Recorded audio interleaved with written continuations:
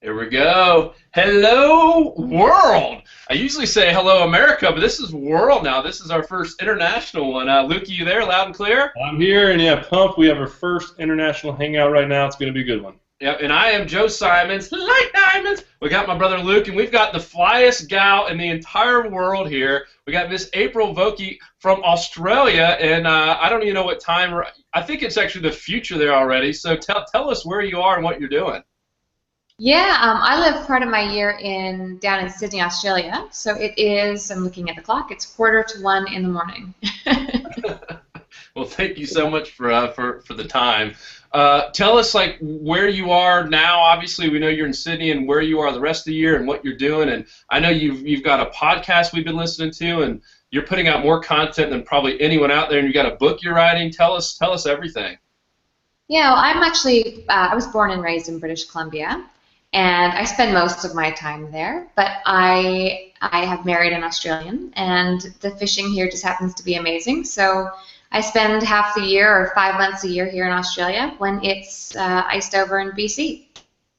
I can't blame you. I've been down to Australia, and it's a tough place to leave.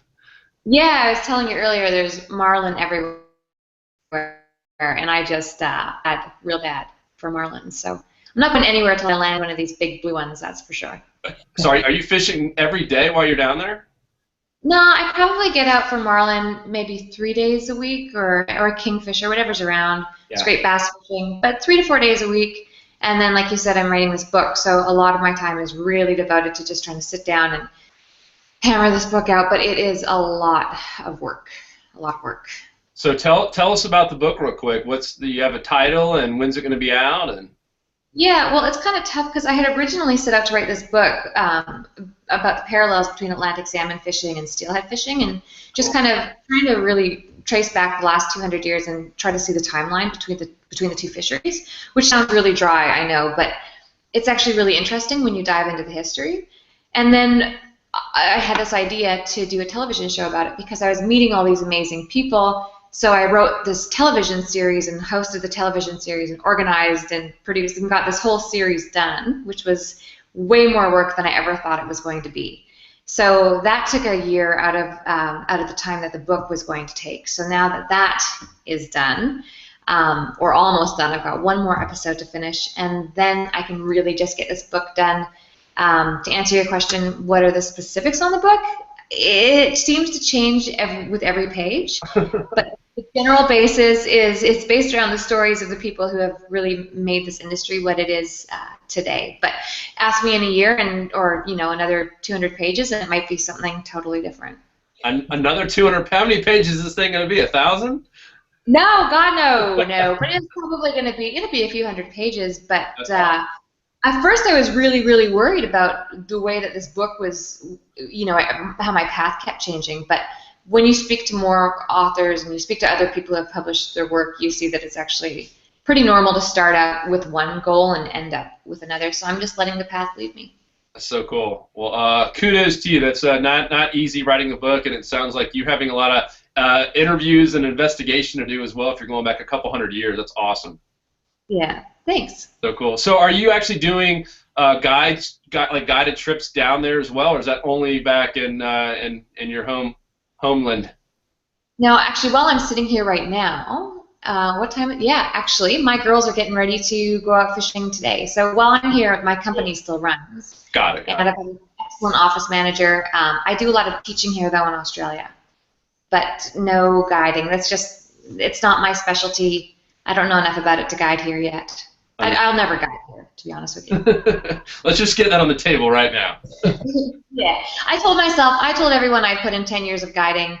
I put in my 10 years of guiding. The company's still going. I mean, we'll still always have guided trips, but most of our guided trips go towards our guides these days. Got it. Cool.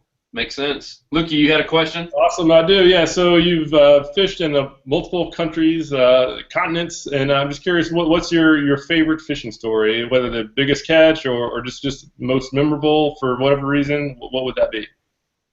Oh, you know what?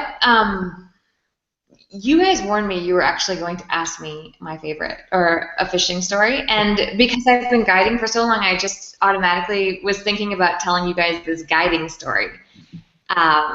Fishing stories? I don't know. I can't think of anything off the top of my head that's exceptional. We want to hear your guiding story. It could be any just memorable story that sticks in the back of your head. Well, I was racking my brain because I'm not going to tell you about the fish that jumped 12 times and wrapped me around rocks. I mean, you get that all the time. But I will totally tell you one of those guide stories. Can I swear on this thing? Yeah. It was a holy shit moment where you honestly think you're about to lose your guide license. So I guided for 5 years on the Dean River in British Columbia, and actually I guided. This is my first year not guiding there for the past 5 years. Anyhow, so I get this guy, and he's the sweetest old man, but he's an elderly man, and he's there with another friend, and his friend's landing. So I race upstream to go and land his friend's fish. Now let's call him Joe, just because you're Joe, and then. Yeah. So Joe, so I say, Joe, listen, I've got to go land your buddy's fish. I promise you, I'm just up the way. I mean, he's up to his knees in the water. Every time that you make a cast, just take a step down, because that's what you do when you're steelheading. You cast, you step, you cast, you step, and then you slowly cover all of the water. Anyway, he didn't understand what I meant when I told him to take a step down. And after I had landed his friend's fish, I mean, it's been like 5 minutes, not even. I look over and where's Joe? Anyway, he mistook what I said, and he was taking a step out every cast. Oh my god! So by the time I got to him, the guy is like seriously up to here, and I think we almost both drowned when I had to run out. And have you ever tried dragging somebody through the river who's hanging onto you? Did he have waders on too? Like. Yeah, but that just makes it more dangerous. Oh my gosh! Yeah, that's crazy. Yeah, so that would be one of those guide moments that I will never forget. And then when we hang up, I'll have a million fishing stories, but I don't know. I can't think of any. That's awesome. Well, I'm glad you didn't lose Joe. He sounds like a good guy. Yeah, I'm happy we didn't lose him too. So tell us what's like on your bucket list. It sounds like you catch everything. Is there a fish that you haven't caught? Freshwater, saltwater that you're just dying to catch? Yeah, blue marlin. That doggone blue. I would settle for a nice striped marlin right now. Yeah, for sure. Now, have you had any on while you've been down there? Yeah, and when you hook into one, have you hooked into a marlin yet? Yeah, I've caught a marlin. Yeah. On a fly rod? No, not on a fly. Not on a fly. No. Wait, were you sitting on one of those big dentist chairs? Hey, I was doing some standing up, all right? You busted him. Well, you posted that video. You had that video today on your website of that guy who's in the big dentist chair and the marlin jumps into the bloody boat. Yeah, that was a video. Yeah, seriously crazy. But yeah, it's like hooking into a car. So I have hooked into them, and it's just, I mean, all hell breaks loose. And people will be like, oh, well, wait a second, was the boat out of gear? Okay, I understand all the IGFA stuff. I get it. We're working on this boat out of gear thing, but everything happens so crazy and so fast that it's a team effort. It's a lot of work, and lately it's just been 2 of us in the boat, so I've had to pull my own daisy chain. So, you know, he's working the teaser, one of us is trying to kill the boat, I'm trying to pull in the daisy chain, I'm trying to get my rod, make the cast. It's just a lot of work. So once I can get that done, I'll be a more relaxed kind of girl, I think. We're gonna see, April, if we can raise some money, and we'll do a whole separate thing to get you a dentist chair so you can catch one quicker. I'm gonna burn it to stay warm. No, they're horrible things. They're awful. I'm kidding. So how about this one? If there was just one fish in the world left, and that's all you could catch the rest of your life, what would it be? Originally, I was thinking you'd say steelhead, but it sounds like you're pretty intrigued with marlin. So curious. No, you're right. No, you're absolutely right. If there was one fish left in the world, it's 110% steelhead. Yeah. And it's not just that they fight amazing, because in the places where I go steelhead fishing, they fight like, I mean, they're fresh from the ocean. They're amazing. But for me, steelheading is that one. I'm rooted to them. So even when all hell breaks, when everything in my life turns to hell, the one thing I can always turn or go back to is steelhead. So I can't give them up. And I've even heard, I've heard people say, well, you live part-time in Australia. And don't forget, it's only been 2 years fresh, so this is all pretty new. But they'll say, oh, you live part-time in Australia. How can you possibly still be passionate about steelhead? And that's just the craziest thing that I've ever heard. Once it's in your blood, you can't get it out. And most people who have this terrible steelhead disease understand what I'm talking about. Yeah, that's a fish too. That's on my bucket list. That's one that I've never caught. I spent a summer in Yellowstone and fly fish with a lot of people, and everybody raved about steelhead. So it's one on my bucket list I want to knock out. So it's yeah, the places are just serene, and the thing about marlin fishing. And again, I have never landed one on a fly, so I don't know anything about them. When you really think about it, but there's boats involved, and there's fuel involved, and there's people involved, and.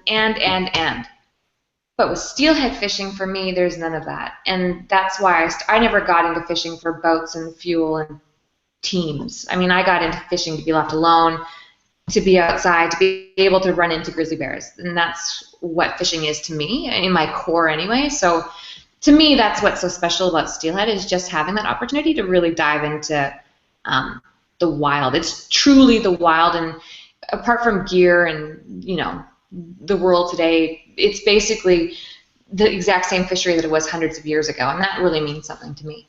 That's cool. It's what we talked about before we went live, about getting kids out there to experience that, because that's like a whole different world that most kids today have never, ever seen and been out with, right? I mean, you get disconnected from your stupid phone and all the other stuff and noise around us. I mean, that's just so cool.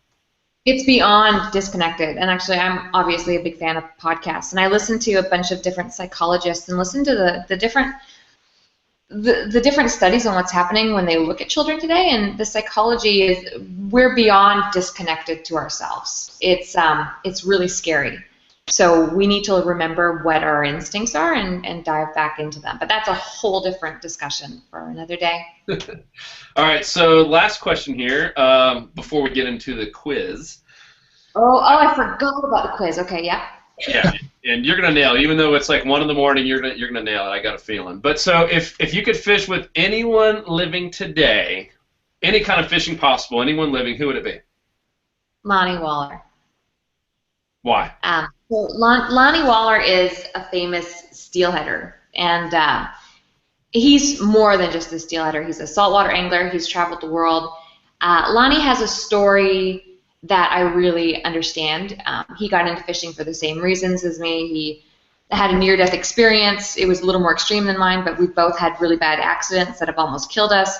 He is philosophical. He's compassionate. He understands. He never lashes back with hate. I mean, at least at this stage in his life, he has the same beliefs as I do, as far as always hitting back with love. And he's just a really special human being. And anybody who's met Lonnie, especially in the last 20 years, will know what I'm talking about. So, Mr. Waller for sure. Awesome. Very cool. And I told you earlier that we interviewed Lacey Kelly, and we asked her the same question, and she said you. She said she's been fishing with you before, and like that's on her little bucket list, is to go fishing with you again. So I said we have to make this happen. Well, have you fished with her? Not yet. I don't think we ever have. We fished with her aunt like so many times in Florida. That's how we have the family connection, but we've never actually fished with her. Okay, she is hands down one of the most fun people in the world to fish with. She also is all about compassion and love, and she's awesome. She's sweet as pie, but she's freaking hilarious. She's one of my favorite people. I'm gonna try to get with her this summer, or get to Florida to fish with her this summer. Cool. Well, let us know. We're doing some trip with her, I know, this summer, since she's back from Belize. So we'll all have to meet up if you're in town. Yeah. Let me know for sure. All right. Are you ready? No. Quiz time. 1 o'clock in the morning, and I was sleeping. And when I would wake up, I was watching.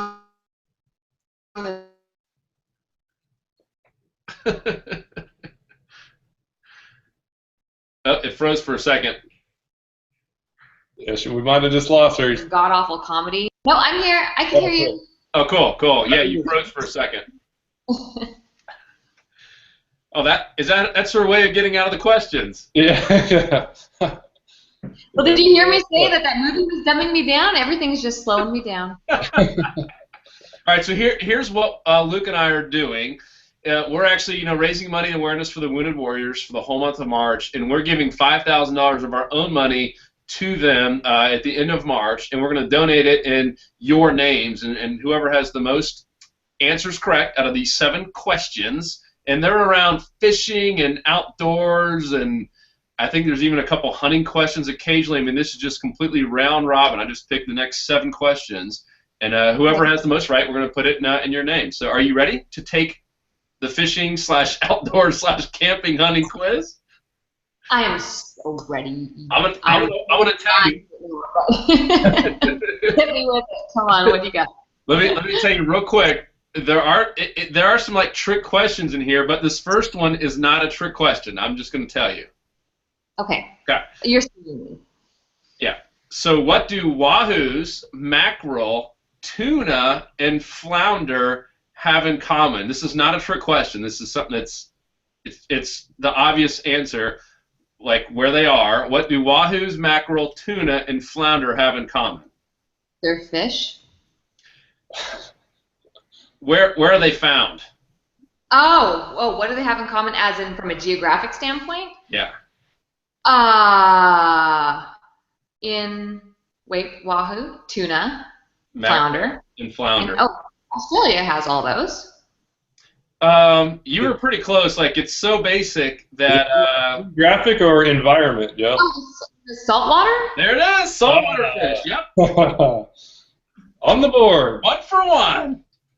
Yes. You might know this. Most of our guests would probably not get this, but you have experience with this. How many toes does an Alaskan brown bear have on 1 foot? Oh, shit. Oh, no. So just 4. It's actually 5. Shit, I almost said 5. But I was like, there's no way that I could have 2 that obvious. Okay. All right. This is, I guess, more fly fishing. If a leader has a butt end and a tippet end, which end is the fly tied to, the butt or the tippet? If a leader has a butt end and a tippet end, which end is the fly tied to? Let me think about that, Joe. The tippet end. Yeah. We would have a serious problem if I was tying it to the butt end. Just we were hoping you thought maybe it was. I said 4 toes. I know they have 5. we can always edit it out. No, you can't. It's live. It says live right on it. I'm kidding. Can you edit these out? Hey, it's like already Friday in Australia, so I mean anything goes on this hangout. It's true. It is Friday. I should crack a beer, actually. It's about that time. Okay, what's your next question? What effect does high altitude have on boiling water? Does it boil quicker or slower? High altitude have on boiling water? Oh, that is a really amazing question. Yeah, I would just be guessing.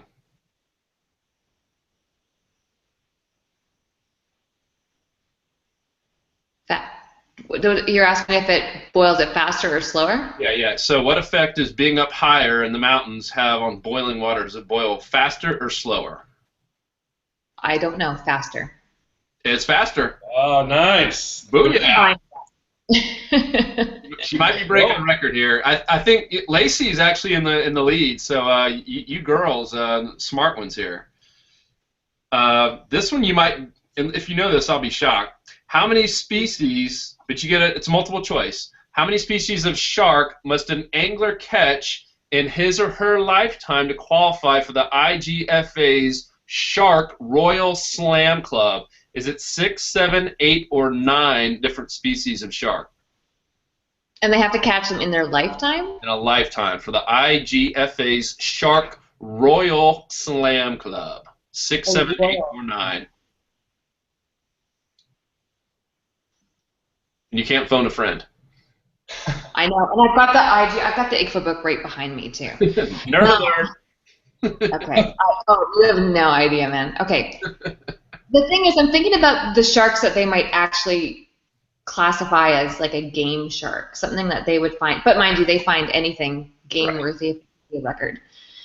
There's definitely 9 sharks out there. Some of them they wouldn't be promoting the catching of. But how dated is this? Is this updated? I don't know about that. I would go with your gut. I'll give you a hint. Because it doesn't say you have to. It doesn't say you have to keep them or harvest them or kill them. It's just capturing them and hopefully releasing them back. Was that your hint to go with my gut? Good hint. I'm gonna say you said 6, 7, 8, or 9. Or 9. Yep. 8.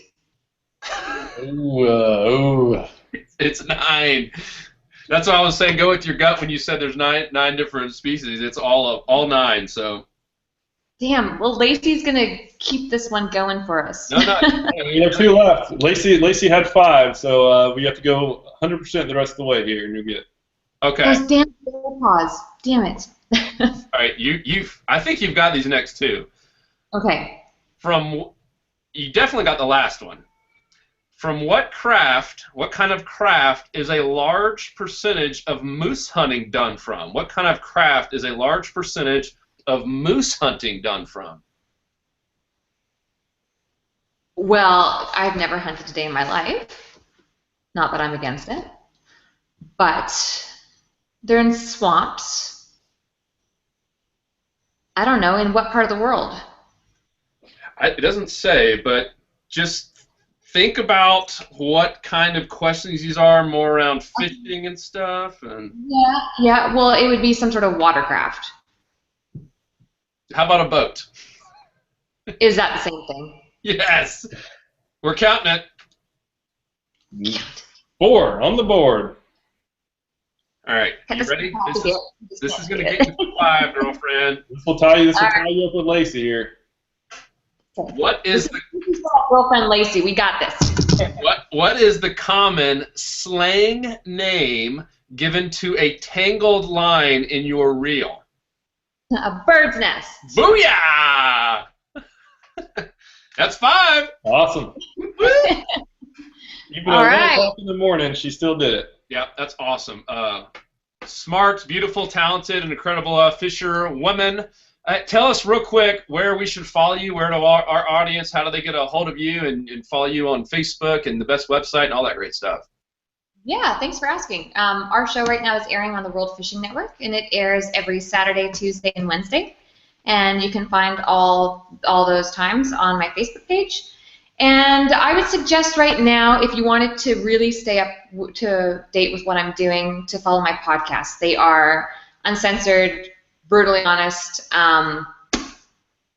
Yeah, they're pretty intense. They're good. So, Actually, last night I got interrupted a bunch because I've got 2 young daughters, but I started listening to your latest one with San Juan, Miguel, whatever it was.